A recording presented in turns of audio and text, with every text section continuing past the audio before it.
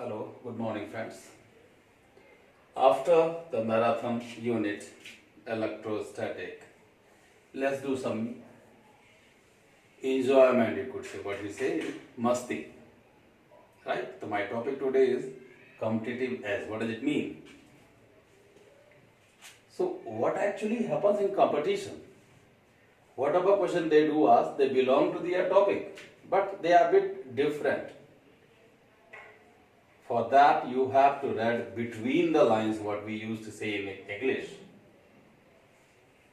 Just take an example of this particular figure. You could see the four figure formed here: square, triangle, equilateral triangle, pentagon and a hexagon. Right?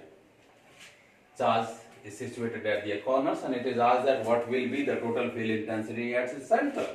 How to calculate? So whenever there is a uniform distribution and light is like this, so if the theta between all the vectors in any diagram is 2 pi by n, where n is the, you could say, number of sides. For example, in case of a pentagon, n is what? 5. So theta will be 360 by 5, that is 72 degree. So angle between all vectors, whether they are directed this way, all the vectors are 72. Here, in this case, theta is 60 degree. Here, theta is 120 degree. And here, theta is 90 degree. What do you call it? 90 degree. Right? So, in all these cases, the total field intensity at its center, O you could say, will always be 0. Will always be 0. Right?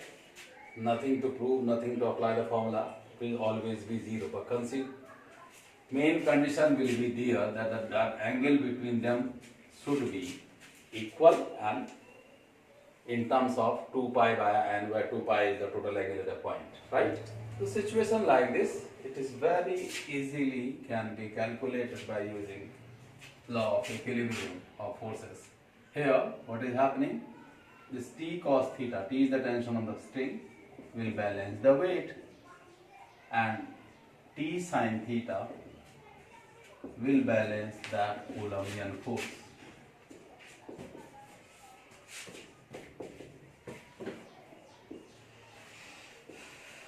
What will be the Coulombian force here? You just check this figure.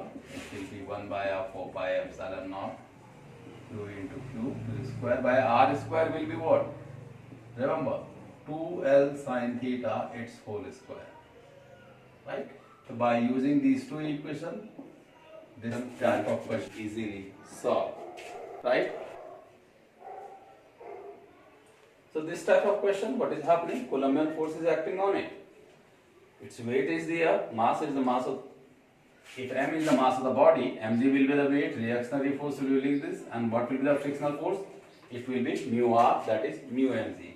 So in the equilibrium, this mu mg will be balanced by the Coulombian force, 1 by 4 pi epsilon naught q by r square equal to mu mg. Now, charge q can be divided into two parts so that they can experience maximum force. Whenever you get this word maximum or minimum force, simply think of that mathematical application, maxima and minima.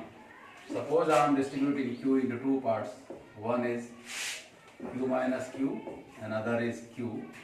Distance between them is R. Right? What will the force experience? It will be 1 by 4 pi epsilon naught Q into Q minus Q by R square. This will be the force, right?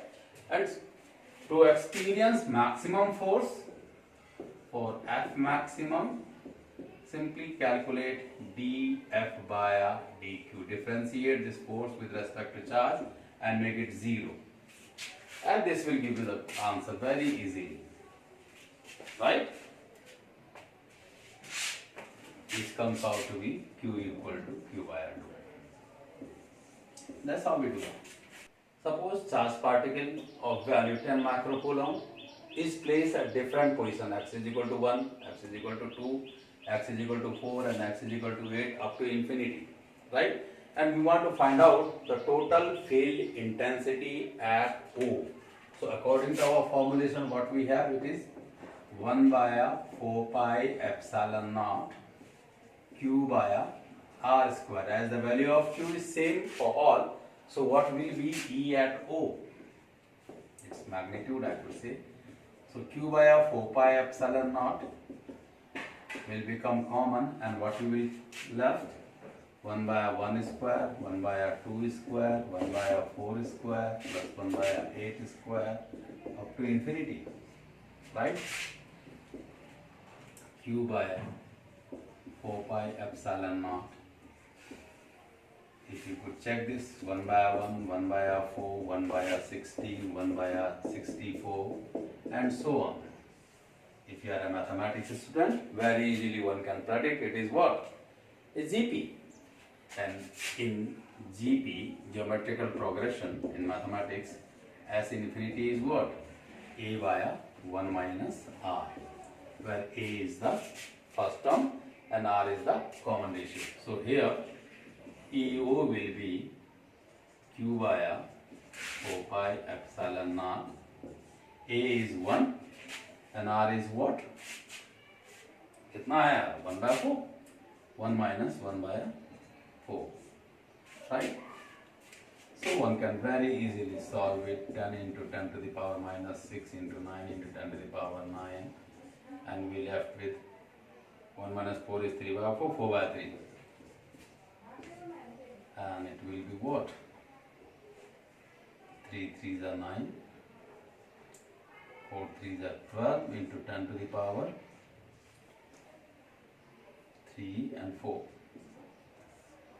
Newton per coulomb. That's how we do it. Main emphasis is on this one. If I got this type of series, this will be in GP, and GP we can use directly the formula S infinity is A by 1 minus R. Same way as we have electric field intensity is gradient of the electric potential. Most of the time they do ask question on it. What sort of question?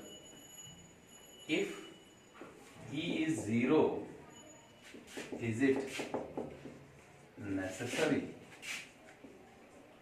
that V is also 0?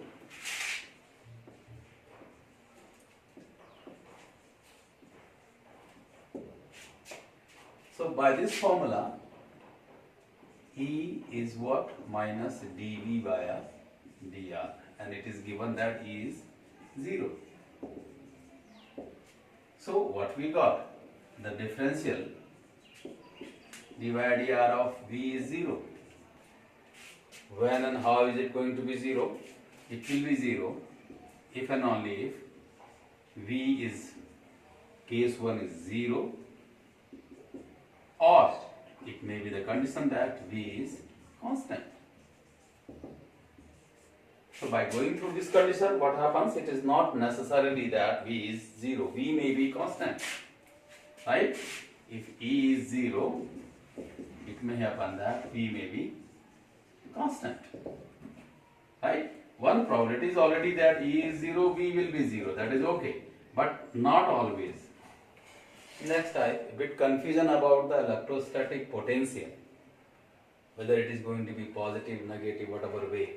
If it is positive charge, remember, V is always inversely proportional to R so far as point is concerned, right? Smaller will be the value of R, higher will be the potential. But that is in terms of positive. For positive charge, we did mention that charge flows from higher potential to lower potential. In case 1, since it is a positive charge, so VA will be greater than VB in case 1.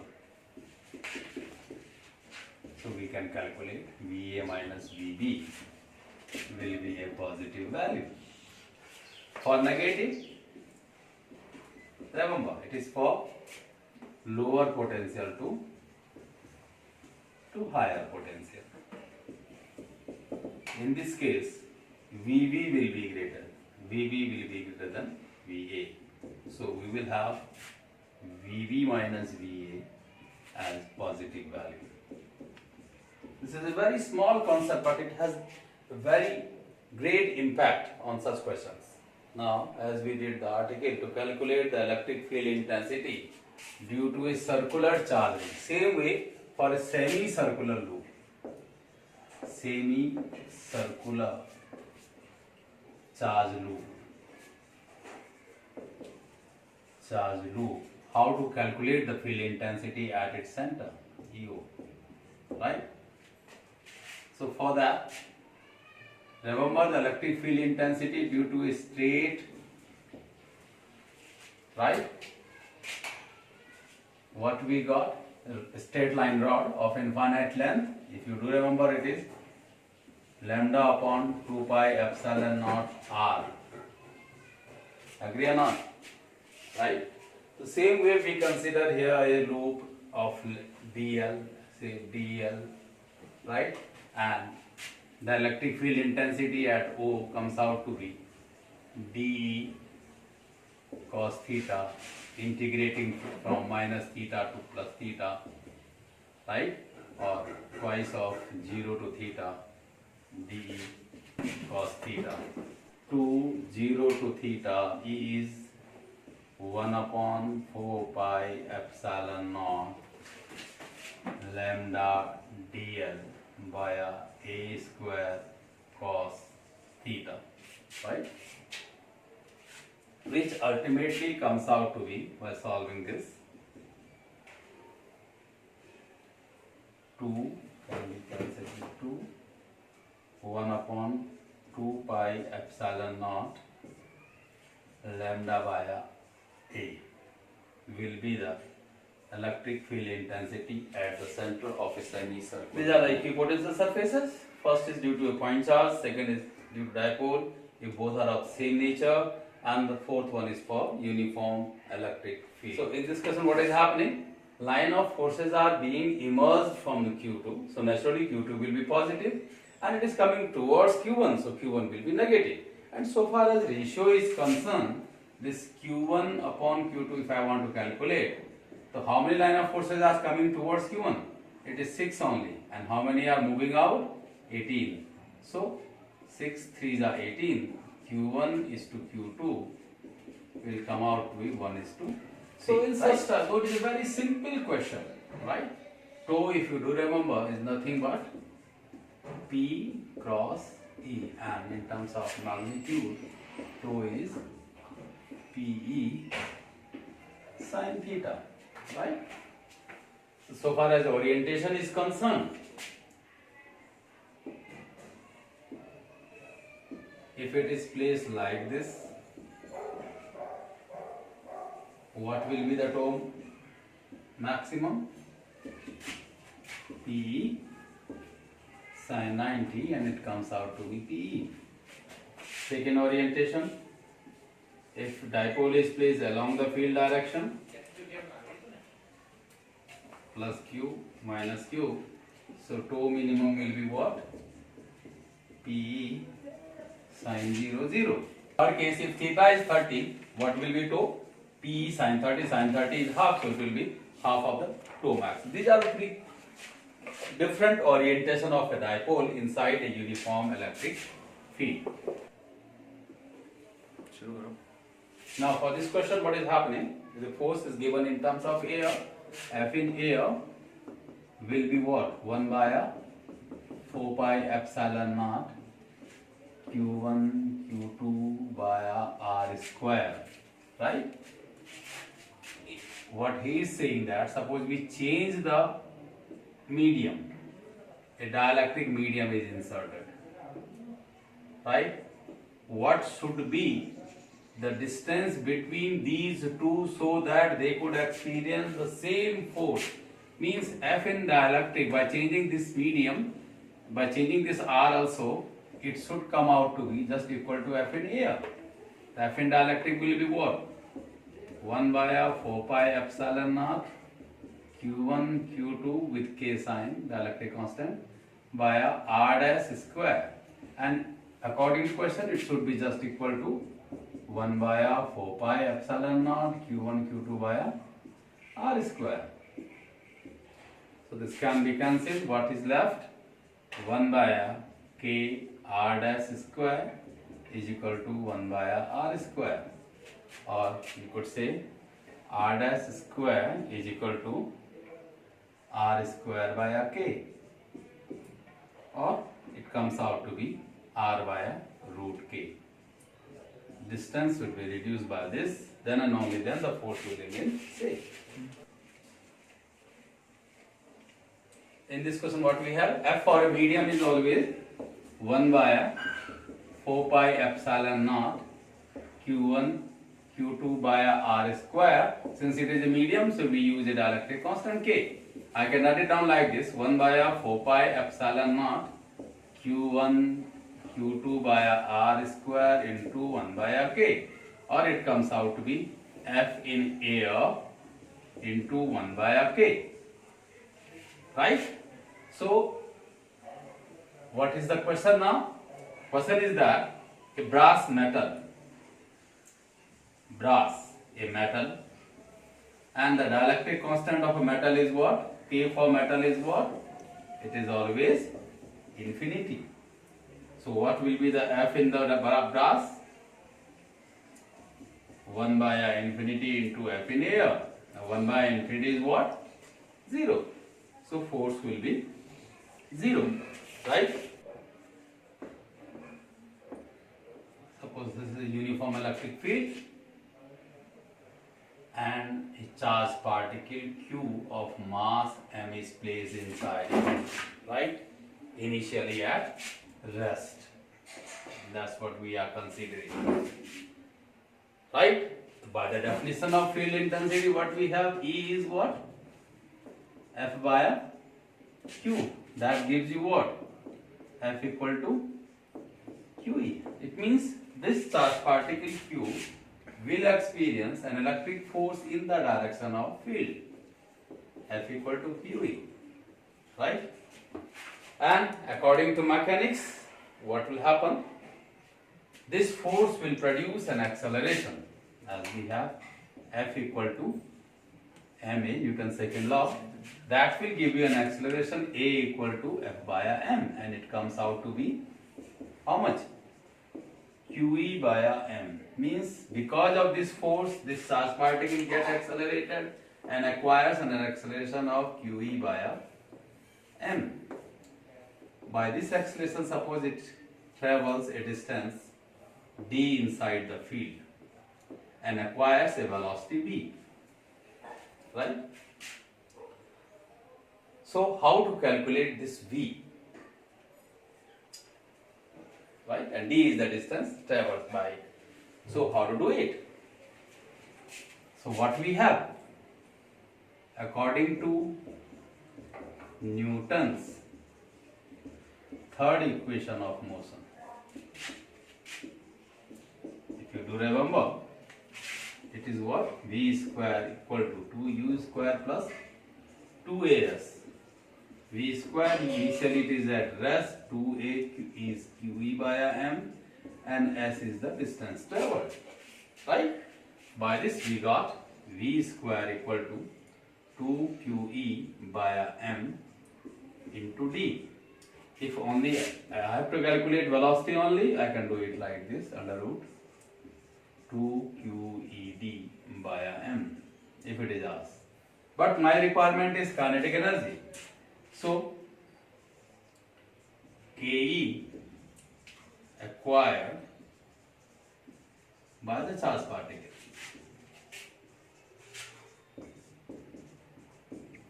Simple mechanical formula, half m v square. K, substitute the value, half m v square is 2QE via m into d. 2 can be cancelled and be left with Ke is equal to Q, m can be cancelled, E into d. This is the kinetic energy acquired. by a charged particle.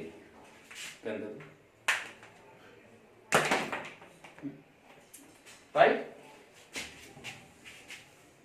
Now, by the definition, the relation between E and B, what we have as E is d by d in a uniform electric field. V will be what? E into d. Means E into d can be substituted with V.